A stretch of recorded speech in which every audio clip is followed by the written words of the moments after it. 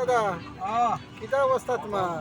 অবস্থা নির্বাহ অবস্থা দেখতে নাকি দা হ্যাঁ খোসাই। দেখো কিটা অবস্থা তোমার আমি একটা একটা করে দেখাই হ্যাঁ এই দেখো টাইম দেখো হ্যাঁ 21:50 জি জি এটা হলো ইউএস বাংলার টিকেটের টাইম আচ্ছা আমাদের পরে বোর্ডিং পাস দিছে কটাই দেখো টাইম জান টিকিটের টাইম জান টিকেটের টাইমটা হইলো গিয়া 21:50 জি জি আমাদের বোর্ডিং পাসে দিছে দেখেন হ্যাঁ। 23:59 মানে 12টা রাতের 12টা দেখো ভালো করে দেখো আচ্ছা একটু গালা দেখো। লাগাও যায়।